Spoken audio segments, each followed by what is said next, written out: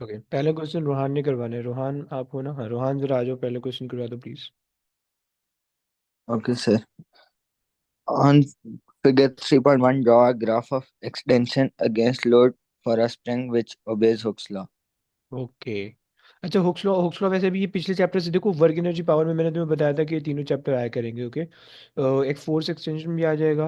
मैंने तुम्हें ये भी बताया था कि इसके अंदर जो है वो भी आ जाएगा।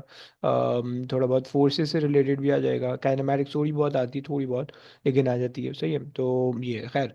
तो कैसे बनेगा भाई, कोई आइडिया आपके जहन में? Yes Rohan. Sir, you increase हैगा कैसे वाला constant, increase? Constant increase, increasing increase, कैसे वाला? constant. ऐसा? Yes. वेरी गुड, सही। और उसका रीज़न आप ये कहोगे कि भाई आपके पास जो है एफ इज इक्वल टू के एक्स हमारे पास, ये के ई हमारे पास रिलेशन होता है। वेरी गुड, आगे आ जाइए please. Figure 3.2 shows a model train traveling at a speed v approaching a buffer. ओए ओए, प्यारे बच्चे, ये वाला तो छोड़ दिया तुमने। Oh, state the word used to describe the energy stored in a spring that has been stretched or compressed. हम्म, कौन सी एनर्जी होती है? Uh, हम कहते थे इलास्टिक पोटेंशियल एनर्जी, भूल गए ना? yes. अरे यार, ऐसे कैसे काम चलेगा? अच्छा ओके, कोई बात नहीं, आगे आ जाओ। A train of mass 2.5 kg is stopped by compressing a spring in the buffer. After the train has stopped, the energy stored in the spring is 0.48 joules. Calculate the initial speed of the train. हम्म। अच्छा bro, Uh, एक बात बताओ, एक minute, एक बात ये बताओ कि जब ट्रेन जो है वो मूव कर रही थी, तो ट्रेन में कौन सी एनर्जी होगी? यस। move थी तो ठीक है, देखो पहले तो ट्रेन मूव कर रही थी ना। yes, तो उसमें कोई ना कोई एनर्जी होगी, और फिर जो है वो ट्रेन स्टॉप हो रही है, ऐसे ही हो रहा है ना? yes, come train has stop, okay सही है। तो पहले जब ट्रेन मूव करी होगी तो उस पर कौन सी एनर्जी होगी? मूविंग की वजह से कौन सी एनर्जी स्टोर होती है? Kinetic energy. energy. टाइम कैसे लगा रहे हो, काइनेटिक एनर्जी, ओके। अच्छा, और फिर उसके बाद जो है जब वो स्टॉप हो रही है तो वो स्प्रिंग की वजह से स्टॉप हो रही है। स्प्रिंग में कौन सी एनर्जी स्टोर होती है? Spring में elastic. Very good, elastic potential energy, सही है। अच्छा जनाब, अब यहाँ पे एनर्जी कन्वर्जन किस तरह से, हम क्या कहते हैं, law of conservation of energy क्या कहता है कि in an isolated system total energy conserve है। ओके, यानी अगर अगर आपके पास जो है काइनेटिक की फॉर्म में बिफोर द काइनेटिक की फॉर्म में पहले एनर्जी थी, तो वो फॉर्म तो चेंज हो सकती है बट टोटल कंजर्व रहेगी, सेम रहेगी। ओके, सो हम ये कह सकते हैं कि kinetic energy should be equals to elastic potential energy. रूहानी बात समझ में आती है? जरा सच्ची बताओ प्लीज। Yes, sir. ओके, चलो हमने कहा कि भाई इलास्टिक पोटेंशियल एनर्जी की जो वैल्यू उसने दे रखी है वो हमें दे हुई है 0.48। ओके, एंड काइनेटिक एनर्जी हमारे पास आता है half M we square. Okay, mass उन्होंने दे रखा है, मास उन्होंने दे रखा है 2.5 kg, 2.5 kg। स्पीड उन्होंने दे रखी है, हमें निकालनी है स्पीड। सही हो गया? Yes. तो ज़रा कर लेते हैं, सॉल्व कर लेते हैं ज़रा। So 0.48 into two divided by 2.5, सही है, is equals to v square. सही है, जो भी आंसर आएगा फिर उसको तुमने जो है ना अंडर रूट कर देना है। Darut. कर दो जरा, कितना आता है? कैलकुलेटर लेके बैठो भाई। Yes, sir. डाल दो, कितना आ रहा है? अच्छा, कुछ अल्लाह के नेक बंदे आंसर बता रहे हैं।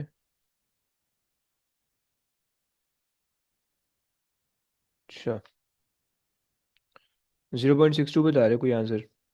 बच्चे आंसर बता रहे हैं, अली आंसर बता रहे हैं 0.62 आ रहा है। 0.62, चलो 0.62 आप बता रहे हो, बेहतरीन। तुम्हारा भी आ रहा है? Yes, sir. यही है. वेरी गुड, वेरी गुड, सही है। 0.62 मीटर पर सेकंड कह दो, या आप कह दो, आप ऐसे भी लिख सकते हो इसको। सही है, चलो वेरी गुड हो गया। अच्छा जनाब, ये किस तरह का क्वेश्चन है? हाँ अच्छा क्वेश्चन है। ये करवा लेते हैं, ये करवा लेगा रेयान। रेयान कैसे हो? रेयान करा सकते हो, क्वेश्चन करवा सकते हो? जी. ओके, आ जाओ जरा रीड कर लो। A force is used to move an object from the Earth's surface to a greater height. Explain why the gravitational potential energy (GPE) of the object increases. Because the its vertical height from the ground increases. Okay है।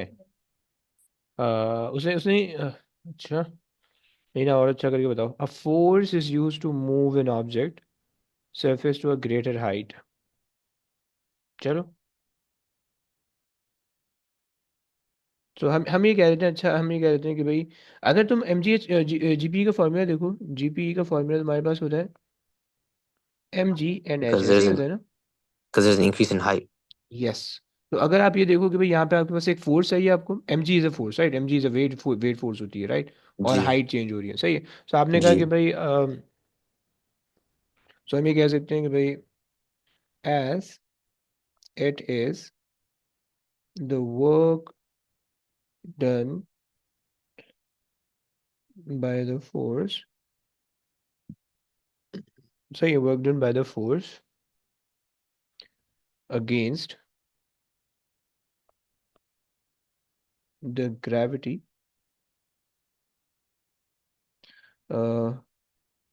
that take the object to a greater height। सही। अच्छा देखो Ryan, जो आपने answer बताया था वो बिल्कुल सही, तो उस पर आपको पूरे मार्क मिलेंगे, लेकिन मैंने थोड़ा सा एक्सप्लेन करने के लिए लिख दिया ताकि थोड़ा सा जो है ना आपको समझ में आ जाए। ओके, आगे आ जाइए प्लीज। तो मुझे समझ नहीं आया आपने क्या ऊपर लिखा है। आई हाई, लो, बेइज्जती करा दिया मेरी। अच्छा अच्छा, सो बेसिकली बेसिकली देखो, हमें जो है ना ग्रेविटेशनल पोटेंशियल एनर्जी को जो स्टोर करना होता है ना, ये इंक्रीज करना होता है ग्रेविटेशनल पोटेंशियल एनर्जी को। तो उसके लिए हमें हमें चाहिए होती है एक अदद फोर्स, और हमें हाइट हाइट गेन करनी होती है। ओके, सही ना? यानी ये जो हम हाइट गेन करते हैं, आपने कहा कि हाइट गेन हो रही है, बिल्कुल सही था। लेकिन जो हाइट गेन होगी वो फोर्स की वजह से होगी, समझ रहे हो ना? तो इस वजह जी। से मैंने बस यहाँ पे मेंशन किया कि भाई ये जो ऐसा ग्रेविटेशनल पोटेंशियल एनर्जी को हमने एक दूसरा नाम भी दिया था कि gravitational potential energy is basically the work done against the gravity. Okay, work done against the gravity, सही। And for the work done you required a force, तो वो फोर्स उसने यहाँ मेंशन किया, वही फोर्स मैंने नीचे आंसर भी मेंशन कर दिया ताकि आंसर रिलेटेबल हो जाए। ओके, और मैंने साथ में समझ आ बोल दिया गई। कि भाई वो ही जो है ना वो अगेंस्ट द ग्रेविटी मूव कर रहा है, क्योंकि जब आप अगेंस्ट द ग्रेविटी जाओगे तो ही आपकी हाइट इंक्रीज होगी, right? In the direction of gravity जाओगे तो हाइट डिक्रीज होगी, आपका ग्रेविटेशनल पोटेंशियल एनर्जी कम होने लगेगी सिस्टम से, सही। चलो आगे यार। The train transports 80 passengers, each of average mass 65 kilograms, through a vertical height of 1600 meters. Calculate the increase in total gravitational potential energy (GPE) of the passengers. Perfect. क्या formula भाई? mgh, mass okay, times gravitational field strength times height. सही हो गया। Maths हम ले लेते हैं 65, सही है, 65 times 8 times 80. टाइम्स 80। अब ये जो है ये And पूरे 80. No, this is the mass. Still the mass because it transports 80 passengers each yes, of. सो ये Uh, पूरा मास हो गया, पूरा लाइक पूरा मास ऑफ द बस के जितने भी पैसेंजर उन सबका, right? G very good. And 9.8 into H is to age is 1 16, point, 1.6. Not 1.6, No, just 1 how in meters, oh, 600, yeah. निकाल दो कितना आ रहा है।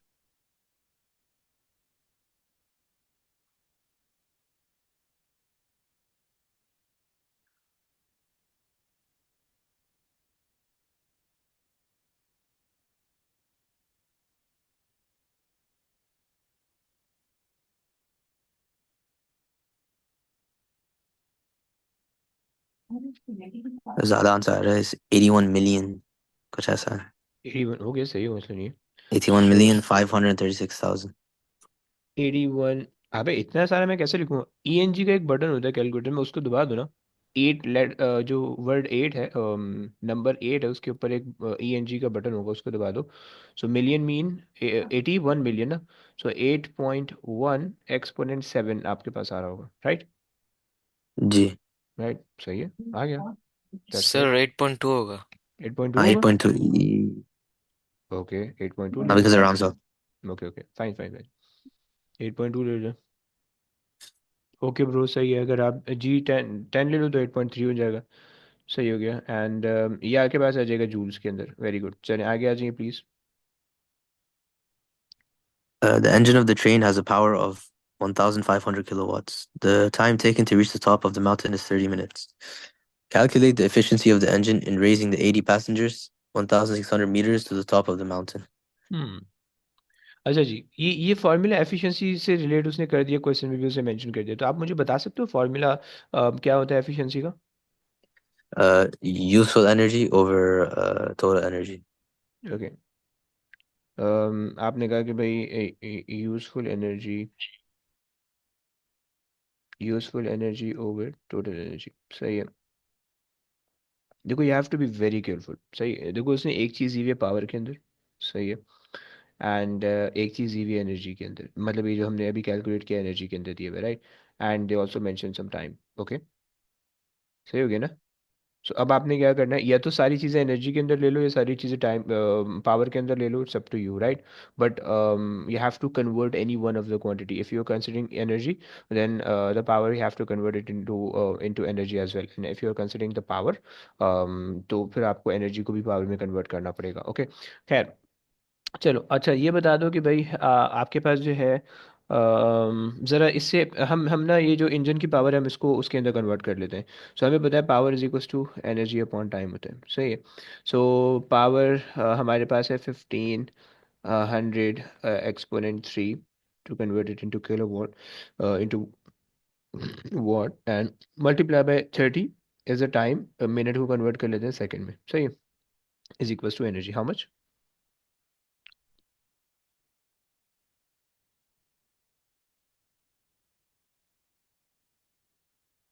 4.5 4.5 million. 4.5 एक्सपोनेंट 6, फाइन, सही हो गया। सो इसका मतलब है कि ये आपके पास जो है सही हो गया। अब आपने क्या करना है, अब आपने एफिशिएंसी निकालनी है, सही, So यूजफुल इनपुट आपके 4.5 पास। over 8.2, hmm like four times. Point five exponent 6 over 8.2 exponent 7 into 100 is equals to your efficiency, सही, निकाल लो कितनी आ रही है। लेकिन यार एक सेंस नहीं बन रहा, सर सेंस नहीं बन रहा, हाँ बोलो।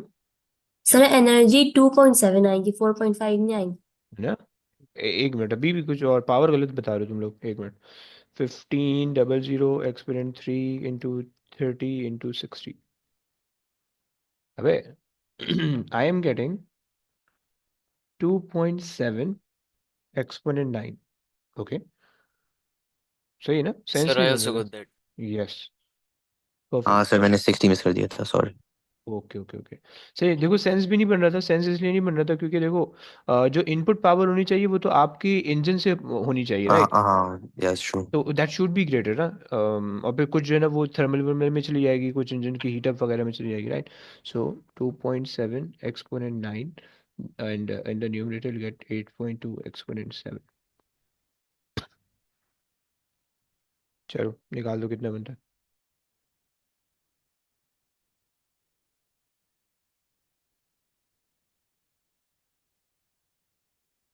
सही है जनाब, कितना आता है भाई, परसेंटेज में भी बता दो। बहुत कम बन रहा होगा, 0 पॉइंट समथिंग परसेंटेज बन रहा, दो का डिफरेंस है ना, 0.3. तो 0.3. मल्टीप्लाई बाय 100 भी किया, हाँ, मतलब 100 करके. 0.3%, ओके, 0.3%। चलो आगे चलते हैं, आगे आ जाओ, ये वाला कर लेते हैं, और वैसे ही कराना है आपने।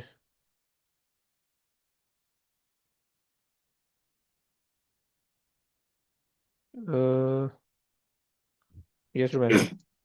Figure 2.1 shows a forklift truck lifting a box. The electric motor drives the lifting mechanism is powered by batteries. Say the form of energy stored at the batteries. Chemical energy. Okay, कैसे पता तुम्हें chemical energy? Sir अभी geography में पढ़ा था कुछ ऐसा पहले। अरे यार हैवी, केमिकल एनर्जी ज्योग्राफी में तो कोई काम नहीं है वैसे केमिकल एनर्जी का। नहीं सर, वो एक चैप्टर में पढ़ लिया था। अच्छा गलती से, चलो बेहतरीन है ब्रो। वैसे रेयान इसका आंसर 3.1 आ रहा है मेरे पास, और अली भाई कह रहे हैं 3.1 आ रहा है। हाँ हाँ ब्रो, मैंने देखा है, मैंने भी कैलकुलेट किया। ओके, इसको प्लीज़ करेक्ट कर लेना। चलो चलो आगे आ जाओ, आगे आ जाओ प्लीज़, थोड़ा सा आगे आ जाओ। The lifting mechanism raises a box of mass 32 kg through a vertical distance of 2.5 meter in 5.4 seconds. Calculate gravitational potential energy gained by the box. Sir इसके लिए हम mgh वाला फॉर्मूला यूज करेंगे। ओके, एंड अच्छा जी, मास आपको दे रखा है 32 इंटू 9.8 इंटू 2.5, कर दो प्लीज़, कितना आ रहा है? 784। 784। ओके, और जूल्स, राइट। अच्छा, by the way you can write 780 as well. Okay, जब आप आंसर करो तो आंसर 2 SF के अंदर दे दो, 2 सिग्निफिकेंट फिगर के अंदर, सही। सो वो भी अच्छा हो जाएगा। अच्छा जनाब, चलें आगे चलिए। The efficiency of the lifting mechanism is 0.65. Calculate the input power to the lifting mechanism. Okay, so अब बेसिकली आपको ये बात समझ में आ रही होगी कि जो लिफ्टिंग मैकेनिज्म, मतलब के अंदर जो भी एनर्जी आ रही होगी उसमें से कुछ एनर्जी जो है वो लिफ्ट करने में जा रही है, and some of the energy जो है ना वो लूज हो रही होगी, राइट। सो दिस मीन्स कि एफिशिएंसी का फॉर्मूला क्या होता है bro? Output energy by input energy multiplied by 100. Output energy. अच्छा, वैसे वैसे वैसे वैसे इन्होंने ना पावर का पूछ रखा है, तो क्या करें हम? थोड़ा सा कंफ्यूज करेगा यहाँ पे, सही। देखो पिछले वाले पार्ट में उससे एनर्जी निकलवाई, अगले वाले पार्ट में वो पावर कह रहा है, राइट। मैंने तुम लोग को एक ट्रिक बताई थी कि अगर तो तुम एफिशिएंसी का फॉर्मूला यूज करो, you have to be very careful कि तुम लोग को जो है ना वो एक पार्ट में एनर्जी देगा, दूसरे पार्ट में पावर देगा, तुम्हें जो है ना बौखला देगा, सही है। तो खैर तुम्हारी मर्जी है, it's up to you. Useful output, सही। और यहाँ पे आपके पास आ जाएगा इनपुट। अब यहाँ पे आपकी मर्जी है, आप एनर्जी लो पावर लो, आपकी मर्जी है, राइट। तो हम क्या ले लें, क्या नाम है आपका, वैसे क्या ले लें हम? Power. मेरे ख्याल में पावर भी ले, यस वेरी गुड, क्योंकि है ना हमें आंसर में पावर चाहिए, तो डायरेक्ट हम पावर ही ले लेते हैं, सही है। सो इनपुट पावर को हम सब्जेक्ट बना लेते हैं, इनपुट पावर हमने बना लिया सब्जेक्ट, और ये आ गया, सही है। और आउटपुट पावर, अच्छा अब आउटपुट एनर्जी हमने निकाली थी इतनी, सही है। और अगर मैं एनर्जी डिवाइड बाय टाइम कर दूं तो मेरे पास, क्योंकि आपको पता है P is equal to change in energy over change in time. Okay, so 784 divided by, अगर मैं एनर्जी कर दूं तो मेरे पास आ जाएगा 5.4, सही है। सो ये मेरे पास कितना आ रहा होगा? अच्छा, ये मेरे पास जो है ये भी इनपुट नहीं होगा, ये तो पहले आपको निकालना होगा अलग से, सही है। और ये आपके पास आ जाएगा पी आउट। ओके, पाउट मत पढ़ना, पी आउट है। सो ये पी आउट आपके पास आ जाएगा पावर आउटपुट, और फिर उसके बाद जो है 145 आ रहा है, 145.19, ओके। तो अली भाई कह रहे हैं 145 आ रहा है, मान लिया मैंने। अच्छा जी, 145 ही आ रहा है, सही है। और उन्होंने कहा कि भाई आपके पास जो है वो 0.65% की एफिशिएंसी है, ओके। सो आपने इसको डिवाइड कर दिया, एफिशिएंसी से डिवाइड कर दिया आपने, सही है। सो आपने कहा 145, सही। अब आपने ना सिंपल सा फॉर्मूला लगा लिया, सही है। आपने इनपुट को पी एन को सब्जेक्ट बनाया, कलर चेंज कर लेते हैं।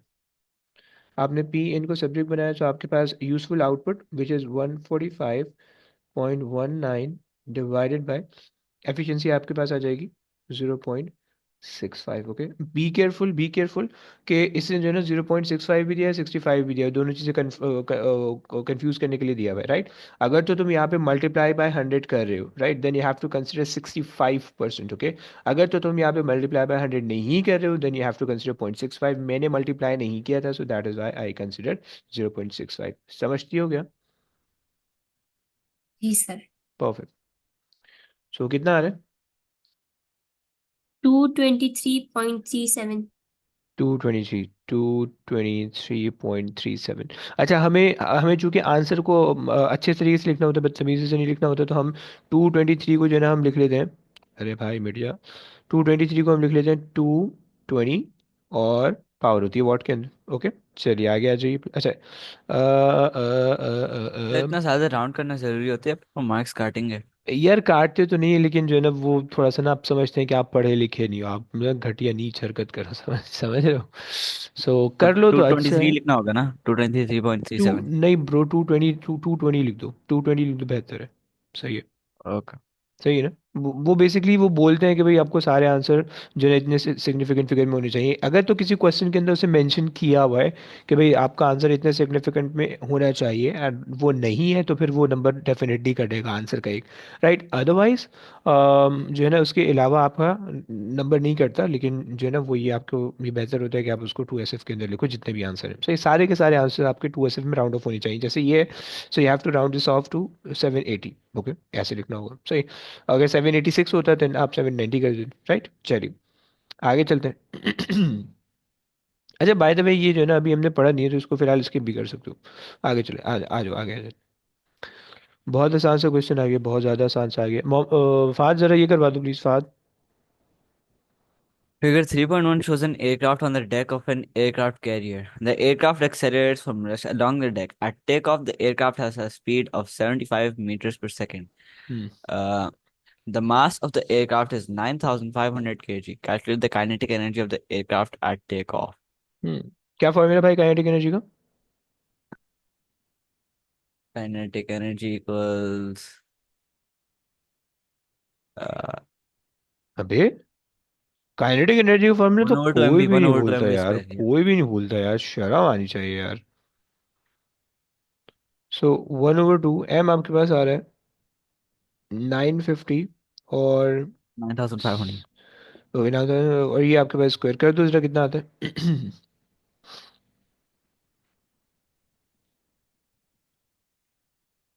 1 over 2, 9,500, 7, 5 square. 2671 अबे अबे अबे 8. अबे अबे, कौन किसके टेलीफोन नंबर बता रहे हो ब्रो? ये ENG का एक बटन होता है, तुम लोग कैलकुलेटर में मोबाइल से जी कैलकुलेट किया है ना? है तो ब्रो नहीं, दबा दो, जिंदगी कैलकुलेटर आसान से। हो जाएगी यार, जिंदगी आसान हो जाएगी। 26.71,875 मल्टीप्लाई अबे 10 to अबे the अबे power अबे, 6. 26.7 एक्सपोनेंट 6। Okay, No. सही हो गया। अच्छा, हमें हमें आपको पता है कि to standard form point math. Six seven exponent हाँ, 7 होगा। Very good very good. तुमने ये स्टैंडर्ड फॉर्म का रूल पढ़ा है कि भाई 2.7 इसको कर लेते हैं एक्सपोनेंट 7। सही है ना? चलो, और ये तुम्हारे पास आ जाएगा जूल्स। चलिए आगे आ जाइए please. On an aircraft carrier, a catapult provides an accelerating force on the aircraft. The catapult provides a constant force for a distance of 150 meter along the deck. Calculate the resultant force on the aircraft as it accelerates. Assume that all of the kinetic energy at takeoff is from the work done on the aircraft by the catapult. हम्म, जनाब,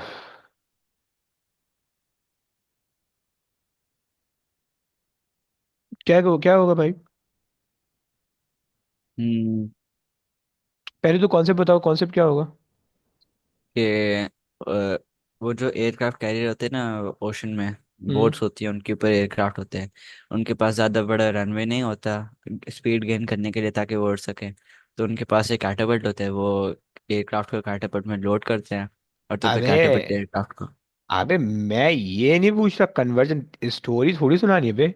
sir आप concept का पूछ रहे हैं। Concept ये नहीं, concept ये कि फिजिक्स का क्या कॉन्सेप्ट यहाँ पे लगेगा? हाँ। आए, अबे यार, एक्सेलरेशन अबे 150। ब्रो ब्रो, देखो ना, जब कैटरपिल बेसिकली, अगर तुम लोग को किसी को गुलैल का आइडिया है तो गुलैल बेसिकली होती है, सही है। या अगर जो है तुमने लाइक तुमने जो है ना, मतलब जैसे हम गन के अंदर बुलेट लोड करते हैं फिर फायर करते हैं, तो सॉर्ट ऑफ उस तरह से, सही है। तो अब बेसिकली क्या हो रहा है कि यहाँ से जो है ना वो कैटरपिल इसको पुश कर रहा है विद अ फोर्स एफ, और जैसे ही वो यहाँ पे आगे आया तो फिर उसके बाद इतनी स्पीड हो गई that it can easily take off. Okay, so अब यहाँ पे अगर आप देखो, उसने डिस्टेंस दिया हुआ है, उसने फोर्स दे रखी है आपको, राइट। हमने एक एक वर्क एनर्जी थ्योरम के नाम से एक चीज़ पढ़ी थी, और उसके अंदर हमने कहा था कि एक्सटर्नल फोर्स की वजह से जो भी वर्क डन होगा वो चेंज इन काइनेटिक एनर्जी में कन्वर्ट हो जाएगा। ओके, अगर आप लोग को याद हो तो हमने कहा था कि भाई एक्सटर्नल फोर्स की वजह से जो भी वर्क डन होगा वो आपके पास किस चीज़ में कन्वर्ट हो जाएगा? वो आपके पास कन्वर्ट हो जाएगा काइनेटिक एनर्जी के अंदर।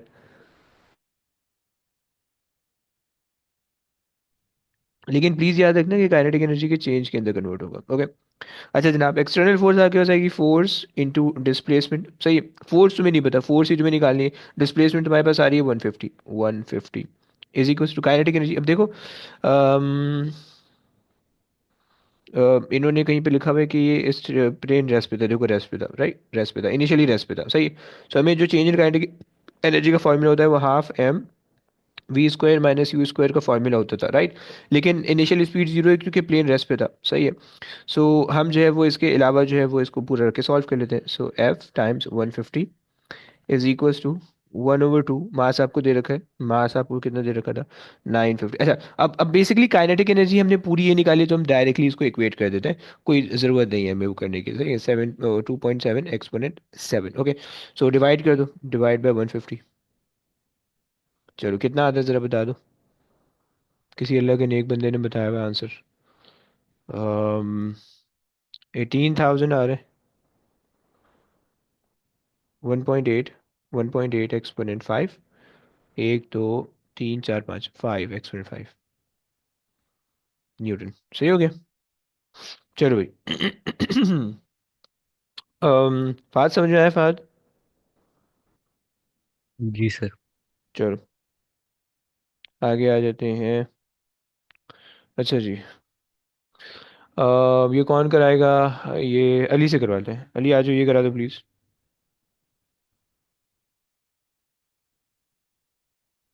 A rifle fires a bullet of mass 0.02 kilograms vertically upwards through the air. As it leaves the rifle, the speed of bullet is 350 meter per second. Calculate the kinetic energy of bullet as it leaves the rifle. Perfect. क्या formula भाई kinetic energy का? 1/2 mv square. Very good. अच्छा जनाब, सो आपने जो है इसके अंदर रखा होगा 1/2, मास आपके पास आ रहा है 0.02, और स्पीड 1200 joules. 1200 जूल्स आप कह रहे हो, 1200 जूल्स, वेरी गुड। आगे आ जाइए। The max calculate the maximum possible height that the bullet can reach. Maximum possible height, क्या क्या लॉजिक लगाओगे, क्या वो लगाओगे कॉन्सेप्ट, कोई आ रहा है जहन में आ रहा Kinetic energy equals to mgh लगा देंगे फिर h अलग हो जाएगा तो फिर है? kinetic energy equals अबे to अबे अबे mg. अबे, हाँ सही, क्या सही रहे हो, लेकिन क्यों लगाओगे kinetic energy is equal to m ji h, क्यों कर रहे हो? सर वो लॉ था ना एक है, समय. ऐसा लगा था।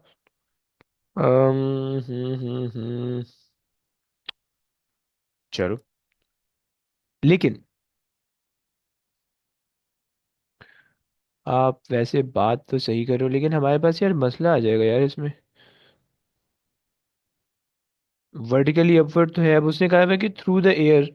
तो अगर थ्रू द एयर है तो इसका मतलब है कि सिर्फ और सिर्फ ग्रेविटेशनल पोटेंशियल एनर्जी में तो कन्वर्ट नहीं हो रही होगी, कहीं कहीं और भी जा रहा होगा, नहीं? क्या कहते हो? Yes. तो ये मसला आ रहा है। अच्छा जनाब, क्या हम और कोई फॉर्मूला लगा सकते हैं? यही लगेगा मेरे मुताबिक. चलो लगा के चेक करते हैं। तो इसका मतलब है, अगर अगर तो ये सही है फिर। एक्चुअली एक्चुअली में ऐसा नहीं होना चाहिए, एक्चुअली में सही है। उसकी वजह क्या है? क्योंकि जब आपने जो है ना जब आपने बुलेट को ऊपर फायर किया, जब आपने बुलेट को ऊपर फायर किया, तो कुछ ना कुछ जो उसकी इनिशियल काइनेटिक एनर्जी थी वो दो चीज़ों में कन्वर्ट हो रही है। वो एक तो जीपी में जा रही है, एक तो जीपी में जा रही है, राइट, और एक जो है वो वेस्ट हो रही है in the form of heat. Okay, in the form of heat, right. ये कन्वर्जन है, सही है। लेकिन लेकिन हमसे उसे कहा मैक्सिमम पॉसिबल निकाल दो, राइट। तो हम हम कह रहे थे कि भाई ओके, जो भी आपके पास, मैं इसको ना और अच्छे तरीके से लिख दूँ कि जो भी लॉस इन काइनेटिक एनर्जी है, लॉस इन काइनेटिक एनर्जी, यानी जैसे ही ऊपर फेंकोगे आप ऑब्जेक्ट को तो इनिशियली काइनेटिक एनर्जी मैक्सिमम है, लेकिन ऊपर जाते जाते जाते काइनेटिक एनर्जी कम होगी। लॉस इन काइनेटिक एनर्जी जो है वो कह लो कि approximately equal to, not exactly equal to but approximately equal to, सही है। देखो पेपर में इंसानों की तरह काम करना है, kinetic energy equal to gravitational potential से काम करोगे हो जाएगा, ओके। मैं सिर्फ यहाँ पे एक थोड़ी सी ज़्यादा बेटर अंडरस्टैंडिंग के लिए मैं तुम्हें ये चीज़ें एक्स्ट्रा बता रहा हूँ, ओके, ताकि ना पेपर में ये इस स्टेट में चीज़ें आ जाए, सही। काइनेटिक एनर्जी, क्योंकि तुम्हें पता है कि काइनेटिक एनर्जी जो लूज हो रही है वो दो चीज़ों के अंदर लूज हो रही है, मतलब दो चीज़ों के अंदर कन्वर्ट हो रही है, एक जीपी और एक heat, right. So kinetic energy can not be directly equal to GP, okay, कुछ ना कुछ हीट में भी जा रहा होगा। सो दैट इज वाई मैंने कहा कि अप्रोक्सीमेटली इक्वल टू जीपी। समझ हो ना अली? और Yes, sir. ये आ गया, अब हम यहाँ पे इक्वल टू ही लगा देते हैं, सही, और एम जी और एच, सही। आपने कहा कि भाई इसको अलग कर लेते हैं। सो मास मास आपको दे रखा है, मास मास में 0.02 इंटू 9.8, ओके, और ये आ गया एच, ज़रा निकाल दो please. 6122.4. Okay, 6122. So we can take 6100. I get it, please. The actual height reached by the bullet is less than the value calculated in 8 part 2. Explain in terms of the forces acting on the bullet why this is. देखा देखा देखा, उसने कह दिया ना, देखा, समझ में आया ना।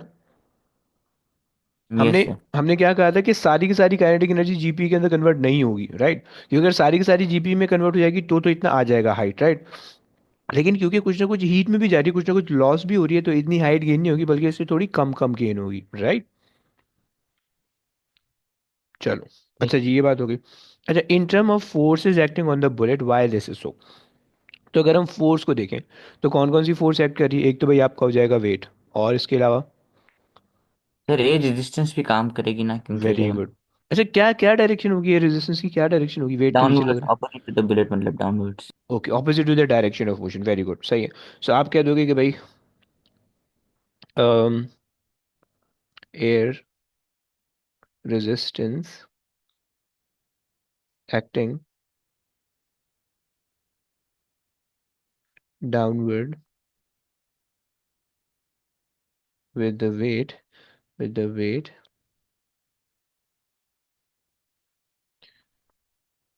increases the deceleration right.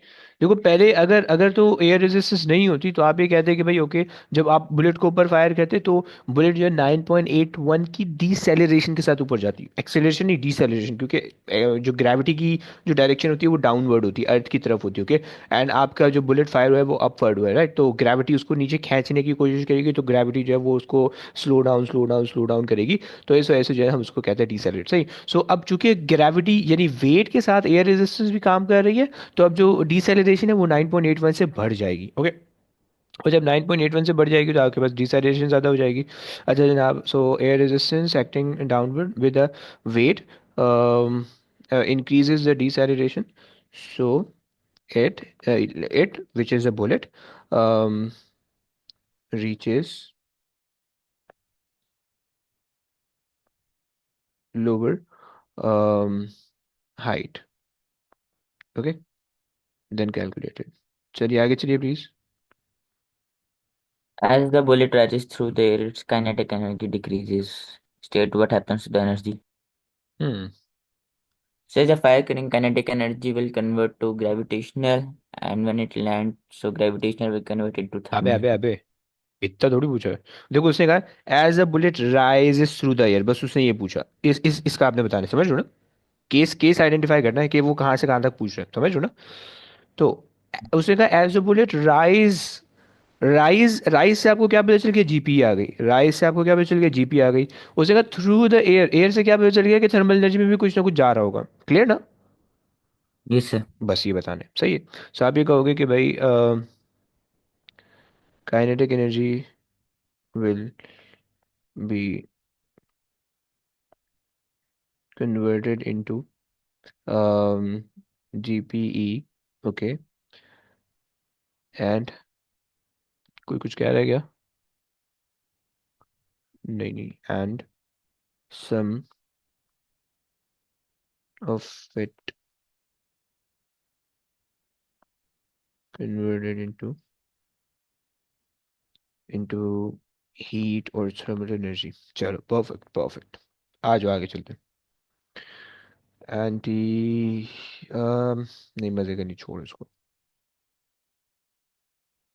Kinetic energy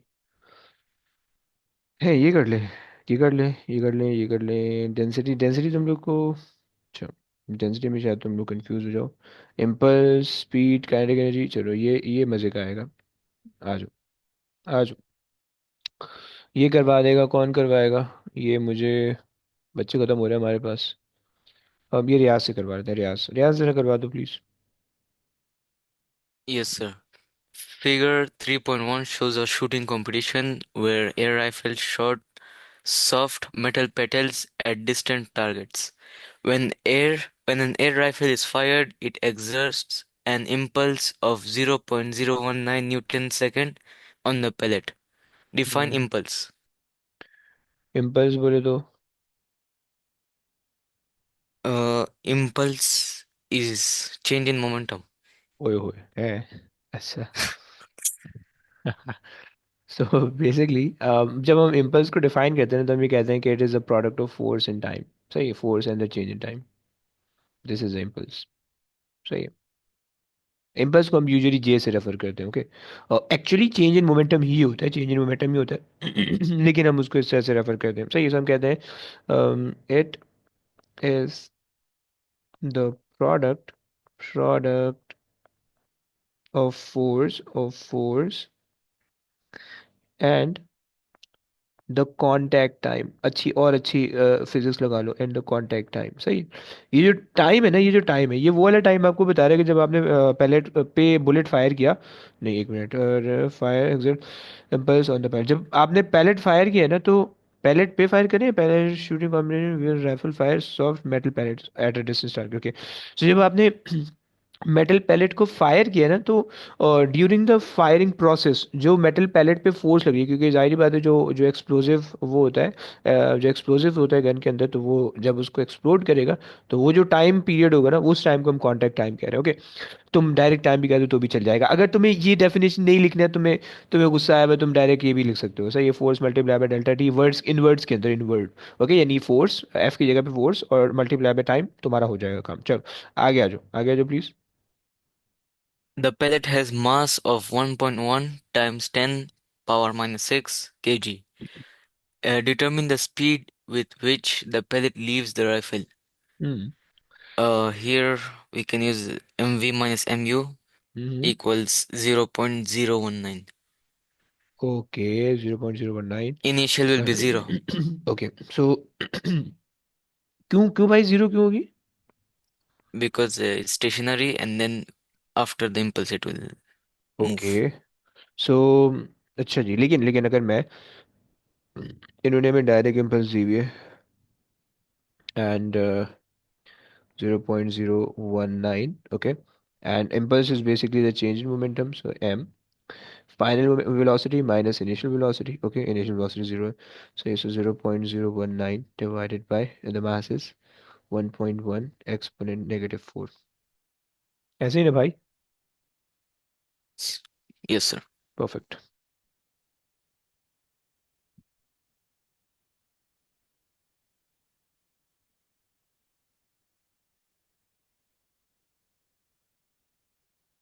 कितना आ रहा है बच्चों का? जो बच्चे कह रहे हैं कि 170 आ रहा है, 170 आ रहा है. One Yes, seven sir.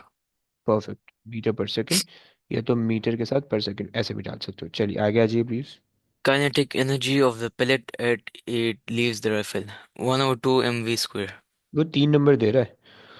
3 number दे. देखो जब भी Oh, जब भी जो है ना इस तरह के क्वेश्चन देखो. अच्छा, एक एक चीज़ प्लीज़ याद रखना. तुम लोग ना अगर पेपर में बैठो और खुदा ना खास्ता तुम्हें ना कोई क्वेश्चन नहीं आ रहा, मतलब तुम्हें समझ ही नहीं आ रही क्या करनी है उसमें. सही है. लेकिन तुम्हें अब जैसे इसने यहाँ पे क्वेश्चन दिया हुआ है कि kinetic energy of the parrot, लेकिन तुम्हें समझ ही नहीं आ रही कभी मास क्या लेना है. उसने कोई कोई ना कंफ्यूजिंग से दे दिया सिनेरियो. लेकिन तुम्हें ये कह रहा है कि काइनेटिक एनर्जी. अच्छा, काइनेटिक तुमने ना फॉरन फार्मूला लिख देना है. ओके. फार्मूला का देखो एक मार्क हुआ करेगा हमेशा हमेशा. सही है ना. तुम आईजीज का पेपर तुम्हें अगर कुछ भी नहीं आता ना, तुम्हें फॉर्मूला आता है, तुम फॉर्मूला लेके आओगे, तुम पास हो जाओगे, तुम्हारा सीडी बन जाएगा. समझ लो ना. तो तुम फॉर्मूला और डेफिनेशन सिर्फ रट के चले जाओ. तुम्हें कोई कोई कोई जो है ना थ्योरी नहीं आती हो, तुम्हें कोई वैल्यूज कैलकुलेट तुमने कोई भी नहीं की हो, तो भी तुम्हारा जो है ना आराम से सी बन जाएगा. सी समझ लो. आर सी या बी तक बन जाएगा. तो इसलिए जो है, ये बी शायद मैं थोड़ा ज़्यादा बोले, सी सी तक करते हैं. सही. तो इसलिए जो फार्मूला है वो बहुत इंपॉर्टेंट है. ओके. सो फार्मूला हमेशा लिखना.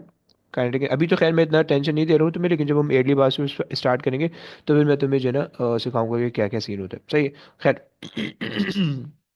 सो हाफ एम हमारे पास आ गया exponent -4 and speed is 170 square.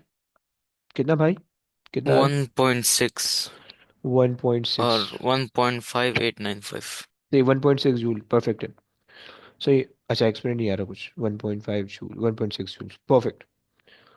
आज भाई पहले. अच्छा, ये छोड़ दो, ये भी जो है ना वो उसका है दूसरे चैप्टर का, इसको भी स्किप कर दें. अच्छा जी, ये एक मज़े का क्वेश्चन है, ये भी मज़े का क्वेश्चन है। मीडिया पर सेकंड। चलो पहले ये दो क्वेश्चन करवाते हैं। अच्छा इफत ब्रो, ये वाला करवा दो क्वेश्चन प्लीज।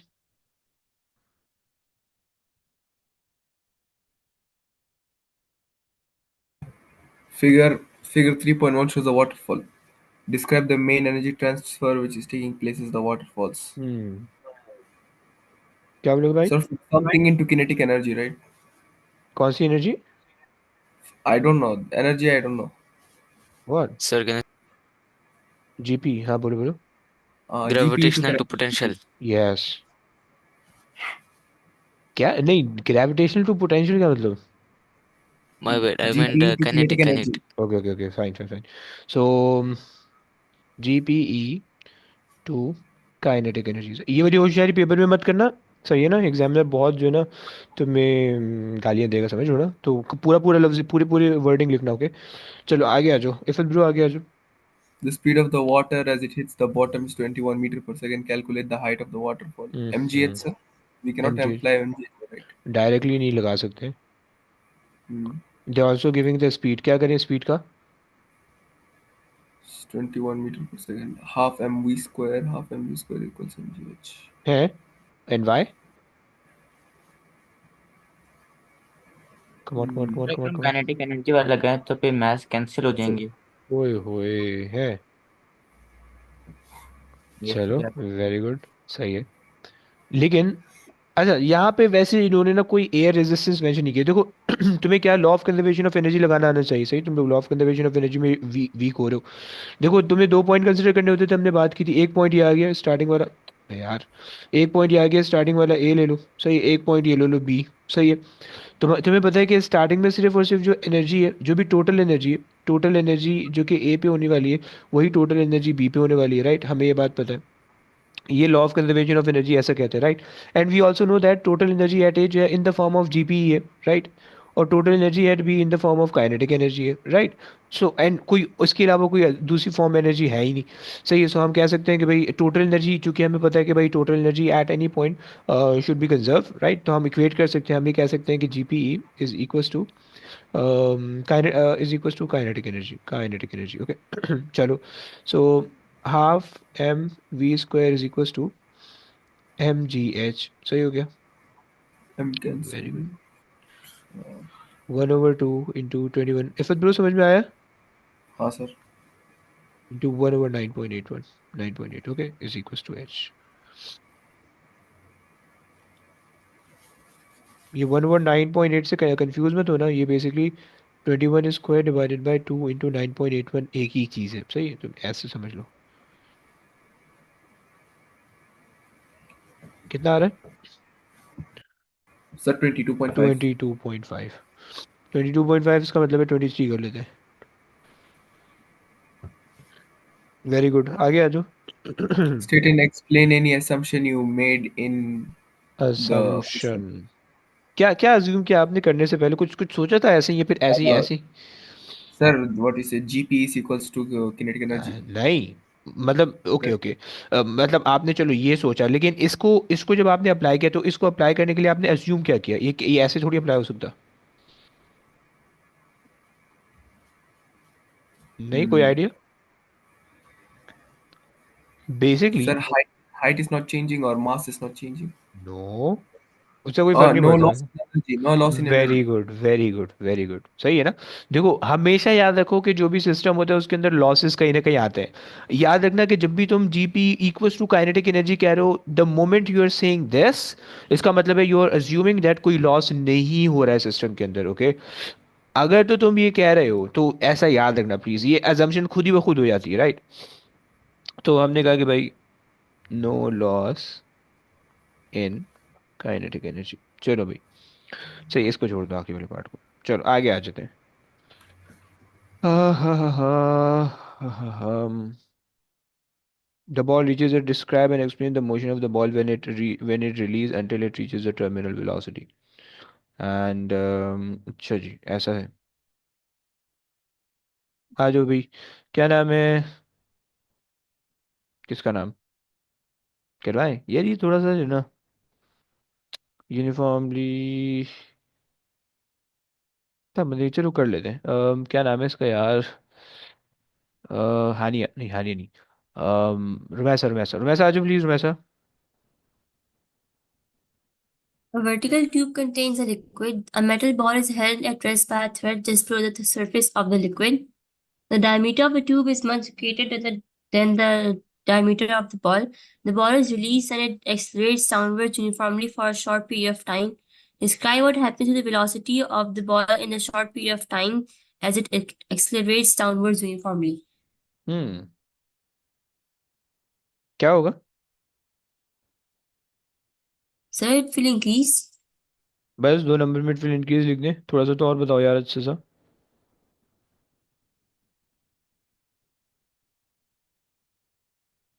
इंक्रीज तो होगी, चलो सही है, मान लिया। लेकिन आप ही कहते हो कि भाई इट विल इंक्रीज। अच्छा, उसे का यूनिफॉर्म एक्सेलरेशन है, यानी एक्सेलरेशन चेंज नहीं हो रही है, तो इसका मतलब है कि it will increase at a constant rate, at a constant rate. सही हो गया ना? आप समझ रहे हो ना? Perfect, perfect. आगे आ जाओ प्लीज, आगे आ जाओ। Yes, sir. The ball reaches terminal velocity. Describe and explain the motion of the ball from when it is released until it reaches terminal velocity. ये बता दो बस, तुम ये बता दो, मैं मान जाऊंगा तुम्हें। क्या कहती हो?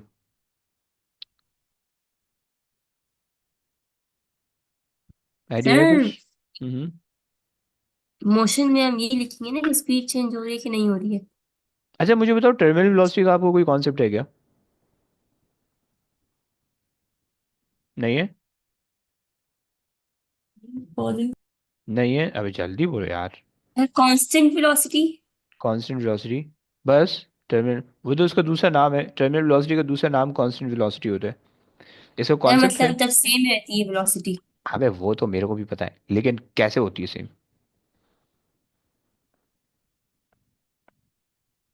Constant velocity. अच्छा चलो, सुन लो, सुन लो, सुन लो, देखो ये जो है ना, ये शायद मुझे बताना था लेकिन मैं नहीं बता सका, मुझे ऐसा याद पड़ा, लेकिन सुन लो, तमीज़ से सुन लो, ये याद हो जाएगा इंशाल्लाह। सही, आसान सी चीज़ है, आसान सी चीज़ है। देखो उसने कहा कि describe and explain the motion of the ball when it release and, अब देखो मोशन ऑफ द बॉल, अब मोशन ऑफ द बॉल को आप या तो फोर्सेस से भी एक्सप्लेन कर सकते हो या आप एक्सीलरेशन से भी एक्सप्लेन कर सकते हो, लेकिन आसान ये है, इसको फोर्सेस से हम एक्सप्लेन कर देते हैं, ओके। अच्छा जी, देखो क्या होगा कि जब आपने जो है बॉल को रिलीज किया होगा, यानी जब आपने जो है जब आपने जैसी बॉल को रिलीज किया होगा तो बॉल नीचे मूव करेगी, ओके। सिंपल सी चीज़ है। लेकिन जब बॉल नीचे मूव करेगी तो जहाँ पे मोशन होता है वहाँ पे फोर्स चाहिए होती है, राइट? तो इनिशियली जो है वो बॉल नीचे मूव करेगी due to its weight, okay. So ये पहला पॉइंट हो गया, सही है। So ball start moving downward due to its weight, okay. सही हो गया। अच्छा, ये यहाँ साथ में एक और चीज़ भी मैं लिख देता हूँ, which is constant, which is constant, okay. पहला पॉइंट हो गया। दूसरा पॉइंट हम ये लिखते हैं कि भाई ओके, ये तो हमारे पास हो गया। अब जैसे चूंकि वो पानी के अंदर मूव कर रही है, ये जो भी लिक्विड है, लिक्विड के अंदर मूव कर रही है, सही, तो लिक्विड के अंदर हमारे पास कौन सी रेजिस्टिव फोर्स होगी, नहीं होगी हीरो, ऐसा क्या कहती हूँ?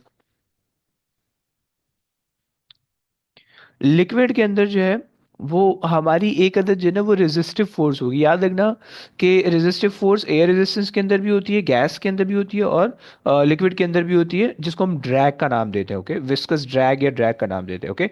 और ये जितनी भी रेजिस्टिव फोर्स है ना, प्लीज कीप इन माइंड, जितना तेज तुम मूव करोगे ना, स्पीड के साथ इंक्रीज होती है ये, सही हो गया ना? जितनी तुम्हारी स्पीड बढ़ती जाएगी उतना ये इंक्रीज होती रहेंगी, ओके।